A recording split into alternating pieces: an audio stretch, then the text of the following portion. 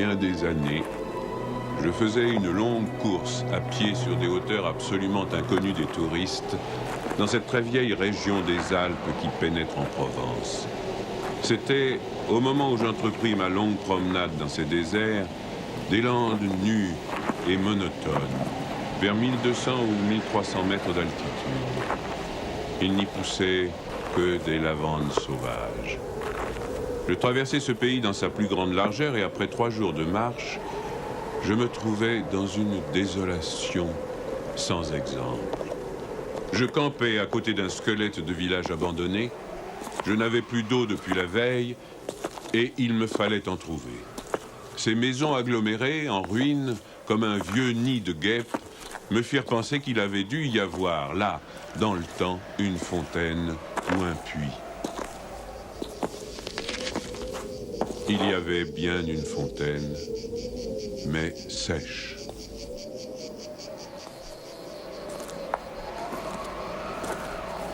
Les 5 à 6 maisons, sans toiture, rongées de vent et de pluie, la petite chapelle au clocher écroulé, étaient rangées comme le sont les maisons et les chapelles dans les villages vivants, mais toute la vie avait disparu. C'était un beau jour de juin, avec un grand soleil, mais sur ces terres sans abri et hautes dans le ciel, le vent soufflait avec une brutalité insupportable. Ces grondements dans les carcasses des maisons étaient ceux d'un fauve dérangé dans son repas. Il me fallut lever le camp.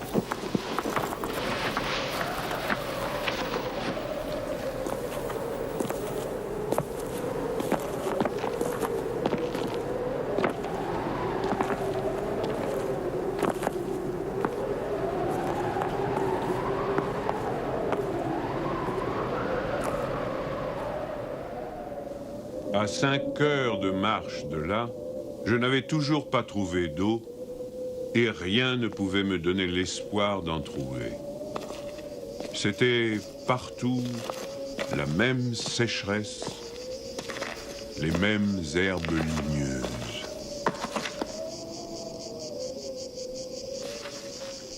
Il me sembla apercevoir, dans le lointain, une petite silhouette noire, debout. Je la pris pour le tronc d'un arbre solitaire. À tout hasard, je me dirigeai vers elle. C'était un berger. Une trentaine de moutons, couchés sur la terre brûlante, se reposaient près de lui. Il me fit boire à sa gourde.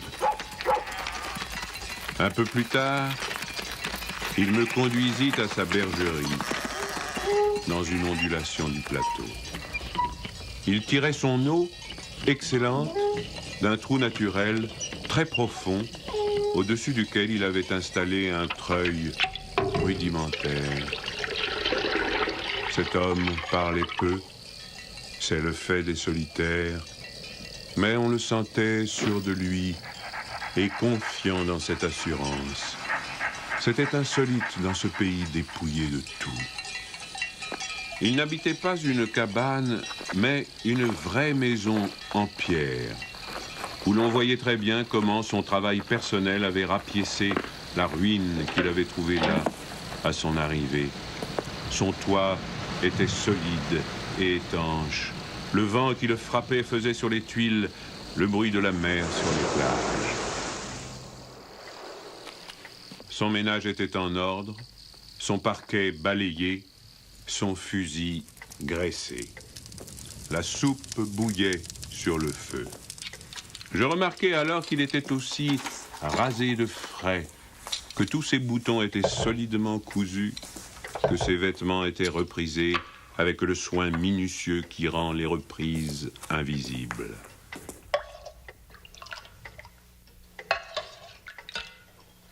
Il me fit partager sa soupe.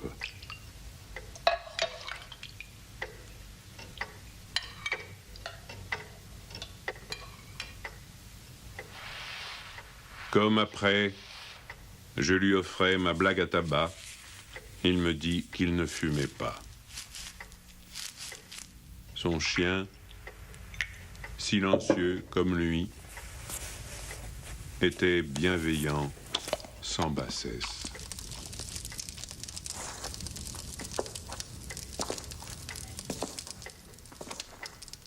Il avait été entendu que je passerais la nuit là, le village le plus proche étant encore à plus d'une journée et demie de marche. Je connaissais parfaitement le caractère des rares villages de cette région. Il y en a 4 ou 5, dispersés, loin les uns des autres, sur les flancs de ces hauteurs, dans les taillis de chênes blancs, à la toute extrémité des routes carrossables. Ils sont habités par des bûcherons qui font du charbon de bois. Ce sont des endroits où l'on vit mal. Les familles, serrées les unes contre les autres, dans ce climat qui est d'une rudesse excessive, aussi bien l'été que l'hiver, exaspèrent leur égoïsme en vase clos. L'ambition irraisonnée s'y démesure. Dans le désir continu de s'échapper de cet endroit, les hommes vont porter leur charbon à la ville, puis retournent. Les plus solides qualités craquent sous cette perpétuelle douche écossaise. Les femmes mijotent des rancœurs. Il y a concurrence sur tout, aussi bien pour la vente du charbon de bois que pour le banc à l'église, pour les vertus qui se combattent entre elles, pour les vices qui se combattent entre eux, et pour la mêlée générale des vices et des vertus sans repos. Par là-dessus, le vent également sans repos irrite les nerfs. Il y a des épidémies de suicide et de nombreux cas de folie, presque toujours meurtrières.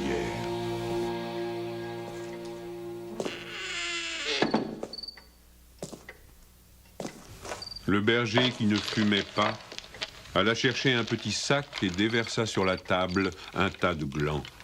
Il se mit à les examiner, un après l'autre, avec beaucoup d'attention, séparant les bons des mauvais.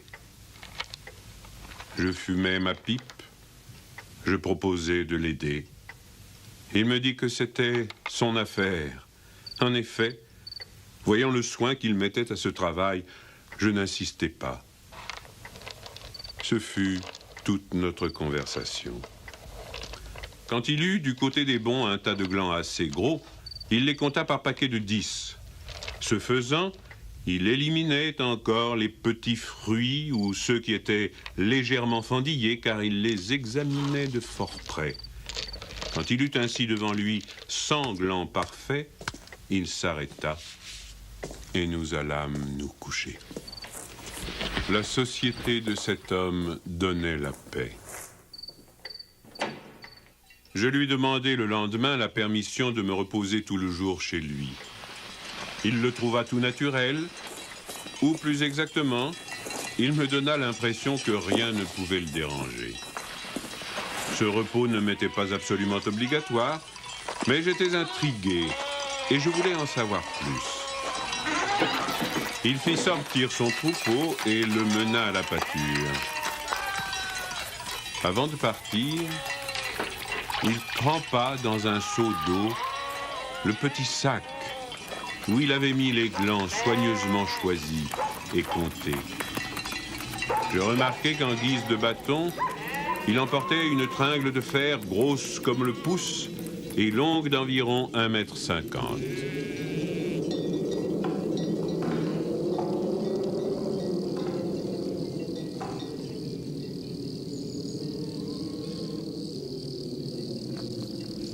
Je fis celui qui se promène en se reposant, et je suivis une route parallèle à la sienne. La pâture de ces bêtes était dans un fond de combe. Il laissa le petit troupeau à la garde du chien et monta vers l'endroit où je me tenais. J'eus peur qu'il vînt pour me reprocher mon indiscrétion, mais pas du tout. C'était sa route, et il m'invita à l'accompagner si je n'avais rien de mieux à faire. Il allait à 200 mètres de là, sur la hauteur. Arrivé à l'endroit où il désirait aller, il se mit à planter sa tringle de fer dans la terre. Il faisait ainsi un trou dans lequel il mettait un gland, puis il rebouchait le trou. Il plantait des chênes.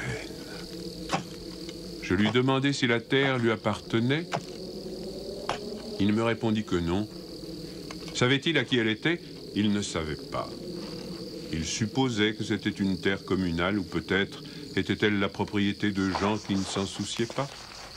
Lui ne se souciait pas de connaître les propriétaires. Il planta ainsi ses sanglants avec un soin extrême.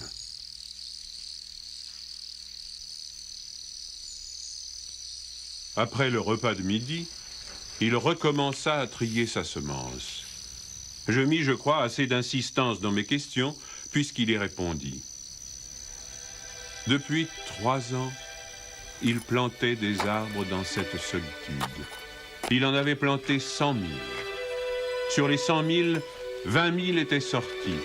Sur ces 20 000, il comptait encore en perdre la moitié du fait des rongeurs ou de tout ce qu'il y a d'impossible à prévoir dans les desseins de la Providence.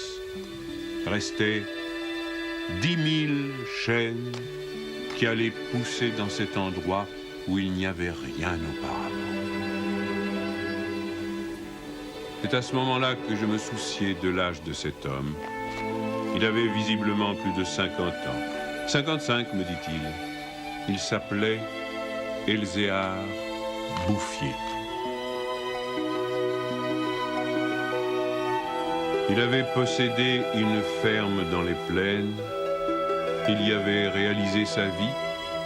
Il avait perdu son fils unique, puis sa femme. Il s'était retiré dans la solitude où il prenait plaisir à vivre lentement avec ses brebis et son chien. Il avait jugé que ce pays mourait par manque d'arbres.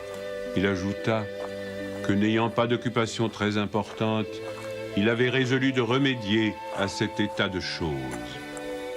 Mon jeune âge me forçait à imaginer l'avenir en fonction de moi-même et d'une certaine recherche du bonheur. Je lui dis que dans 30 ans, ces 10 000 chênes seraient magnifiques. Il me répondit très simplement que si Dieu lui prêtait vie, dans 30 ans, il en aurait planté tellement d'autres que ces 10 000 seraient comme une goutte d'eau dans la mer. Il étudiait déjà la reproduction des hêtres et il en avait près de sa maison une pépinière issue des faînes. Les sujets qu'il avait protégés de ses moutons étaient de toute beauté. Il pensait également à des bouleaux pour les fonds où, me dit-il, une certaine humidité dormait à quelques mètres de la surface du sol. Nous nous séparâmes le lendemain. L'année d'après, il y eut la guerre de 14 dans laquelle je fus engagé pendant 5 ans. Un soldat d'infanterie ne pouvait guère y réfléchir à des arbres.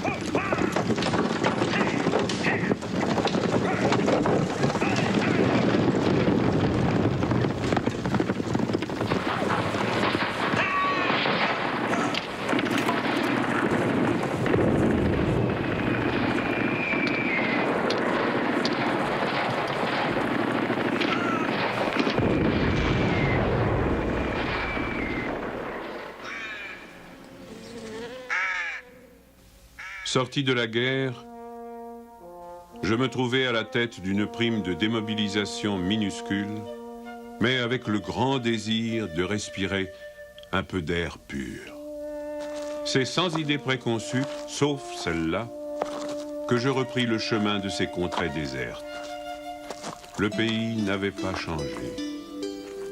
Toutefois, au-delà du village mort, j'aperçus dans le lointain une sorte de brouillard gris qui recouvrait les hauteurs comme un tapis. Depuis la veille, je m'étais remis à penser à ce berger planteur d'arbres. 10 000 chênes, me disais-je, occupent vraiment un très large espace. J'avais vu mourir trop de monde pendant 5 ans pour ne pas imaginer facilement la mort d'Elzéar Bouffier. D'autant que, lorsqu'on en a 20, on considère les hommes de 50 comme des vieillards à qui il ne reste plus qu'à mourir.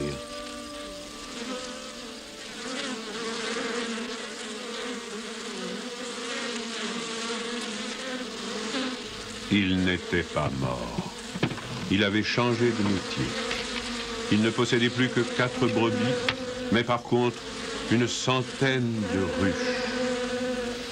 Il s'était débarrassé des moutons qui mettaient en péril ses plantations d'arbres. Il ne s'était pas du tout soucié de la guerre.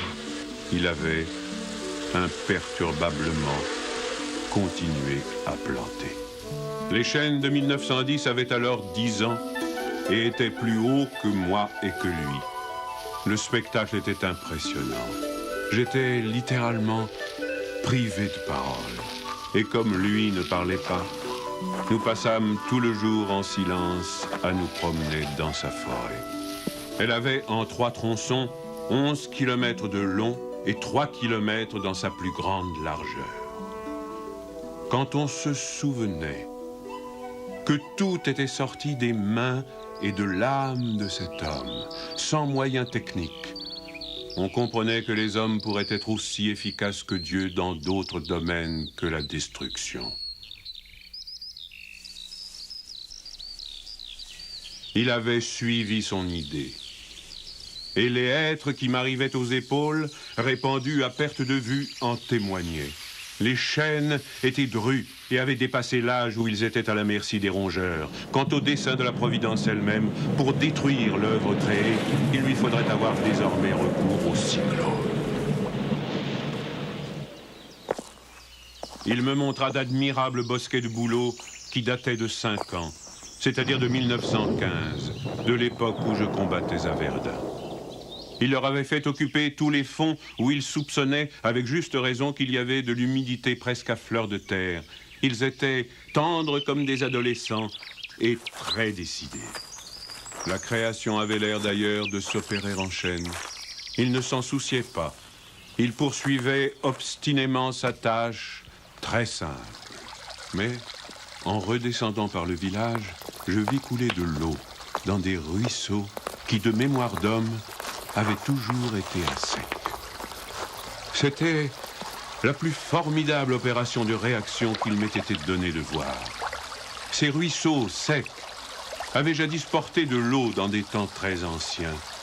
Certains de ces villages tristes dont j'ai parlé au début de mon récit s'étaient construits sur les emplacements d'anciens villages gallo-romains dont il restait encore des traces, dans lesquels les archéologues avaient fouillé et ils avaient trouvé des hameçons à des endroits où, au XXe siècle, on était obligé d'avoir recours à des citernes pour avoir un peu d'eau. Le vent aussi dispersait certaines graines. En même temps que l'eau réapparut, réapparaissaient les saules, les osiers, les prés, les jardins, les fleurs et une certaine façon de vivre. Mais la transformation s'opérait si lentement qu'elle entrait dans l'habitude sans provoquer d'étonnement. Les chasseurs qui montaient dans les solitudes à la poursuite des lièvres ou des sangliers avaient bien constaté le foisonnement des petits arbres, mais ils l'avaient mis sur le compte des malices naturelles de la terre. C'est pourquoi personne ne touchait à l'œuvre de cet homme. Si on l'avait soupçonné, on l'aurait contrarié. Il était insoupçonnable. Qui aurait pu l'imaginer? Dans les villages et les administrations, une telle obstination dans la générosité la plus magnifique.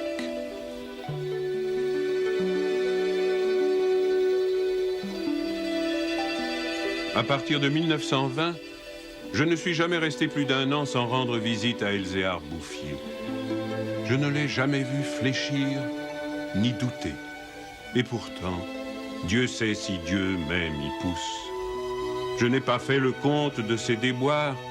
On imagine bien cependant que, pour une réussite semblable, il a fallu vaincre l'adversité.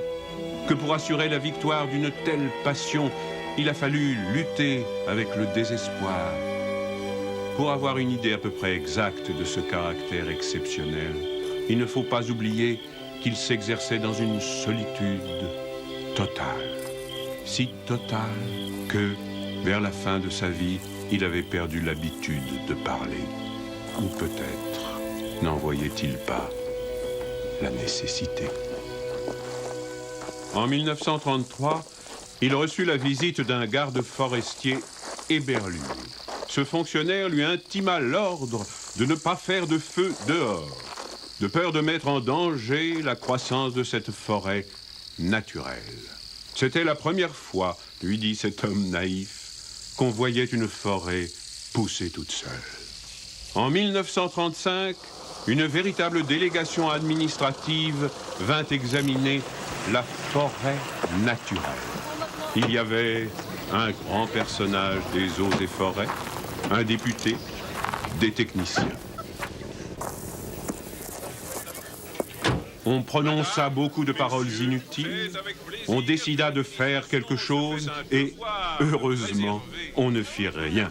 Sinon, la seule chose utile, mettre la forêt sous la sauvegarde de l'État et interdire qu'on vienne y charbonner. Car il était impossible de n'être pas subjugué par la beauté de ces jeunes arbres en pleine santé. Et elle exerça son pouvoir de séduction sur le député lui-même.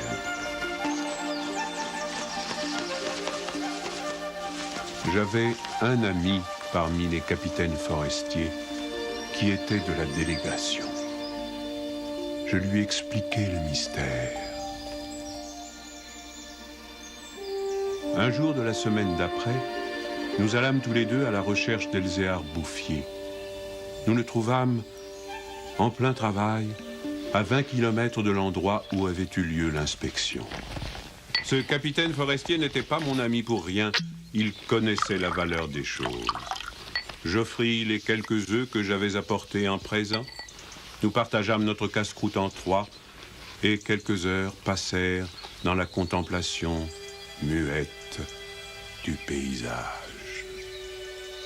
Le côté d'où nous venions était couvert d'arbres de 6 à 7 mètres de haut.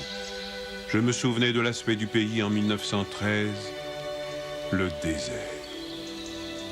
Le travail paisible et régulier, l'air vif des hauteurs, la frugalité et surtout la sérénité de l'âme avaient donné à ce vieillard une santé presque solennelle.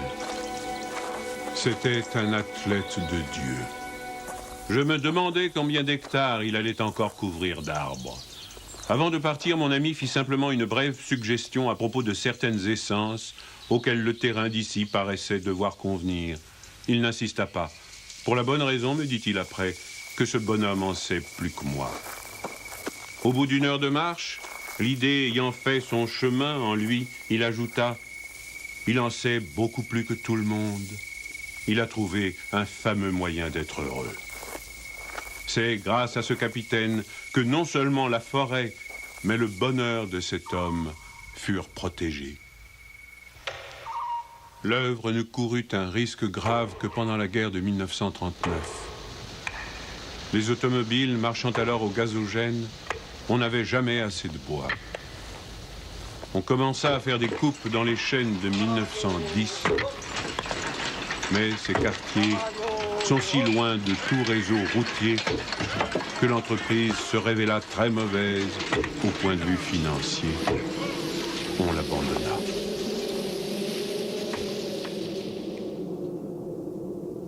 Le berger n'avait rien vu. Il était à 30 km de là, continuant paisiblement sa besogne, ignorant la guerre de 39, comme il avait ignoré la guerre de 14. J'ai vu Elzéar Bouffier pour la dernière fois en juin 1945. Il avait alors 87 ans. J'avais donc repris la route du désert, mais maintenant, malgré le délabrement dans lequel la guerre avait laissé ce pays, il y avait un car qui faisait le service entre la vallée de la Durance et la montagne. Je mis sur le compte de ce moyen de transport relativement rapide le fait que je ne reconnaissais plus les lieux de mes premières promenades. J'eus besoin d'un nom de village pour conclure que j'étais bien cependant dans cette région jadis en ruine et désolée.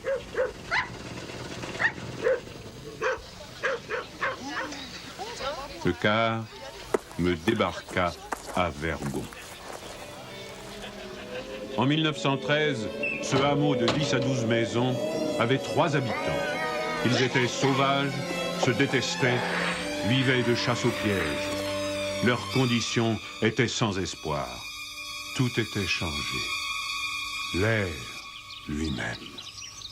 Au lieu des bourrasques sèches et brutales qui m'accueillaient jadis, soufflait une brise souple, chargée d'odeurs. Un bruit semblable à celui de l'eau venait des hauteurs. C'était celui du vent dans les forêts. Enfin, chose plus étonnante, j'entendis le vrai bruit de l'eau coulant dans un bassin. Je vis qu'on avait fait une fontaine, qu'elle était abondante, et ce qui me toucha le plus, on avait planté près d'elle un tilleul, symbole incontestable d'une résurrection.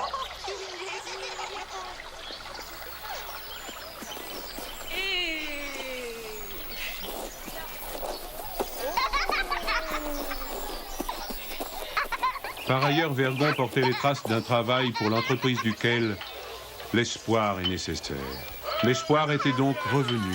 On avait déblayé les ruines, abattu les pans de murs délabrés. Les maisons neuves, crépies de frais, étaient entourées de jardins potagers où poussaient, mélangés mais alignés, les légumes et les fleurs, les choux et les rosiers, les poireaux et les gueules de loup, les céleris et les anémones.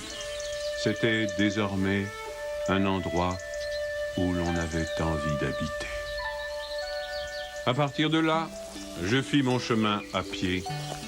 La guerre dont nous sortions à peine n'avait pas permis l'épanouissement complet de la vie, mais Lazare était hors du tombeau. Sur les flancs abaissés de la montagne, je voyais de petits champs d'orge et de seigle en herbe. Au fond des étroites vallées, quelques prairies verdissaient.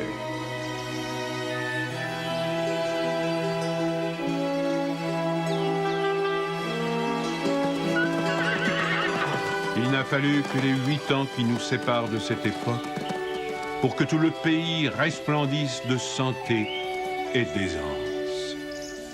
Sur l'emplacement des ruines que j'avais vues en 1913, s'élèvent maintenant des fermes propres, bien crépies, qui dénotent une vie heureuse et confortable.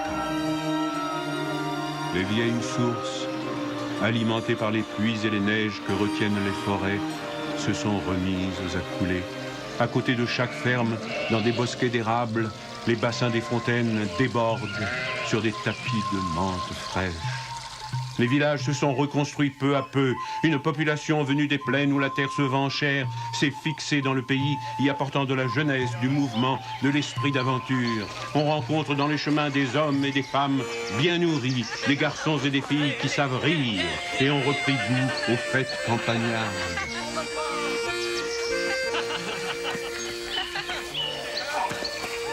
Si on compte l'ancienne population, méconnaissable depuis qu'elle vit avec douceur, et les nouveaux venus, plus de 10 000 personnes doivent leur bonheur à Elzéar Bouffier. Quand je pense qu'un homme seul, réduit à ses simples ressources physiques et morales, a suffi pour faire surgir du désert ce pays de Canaan, je trouve que malgré tout, la condition humaine est admirable. Mais quand je fais le compte de tout ce qu'il a fallu de constance dans la grandeur d'âme et d'acharnement dans la générosité pour obtenir ce résultat, je suis pris d'un immense respect pour ce vieux paysan sans culture qui a su mener à bien cette œuvre digne de Dieu. Elzéar Bouffier est mort paisiblement en 1947 à l'hospice de Banon.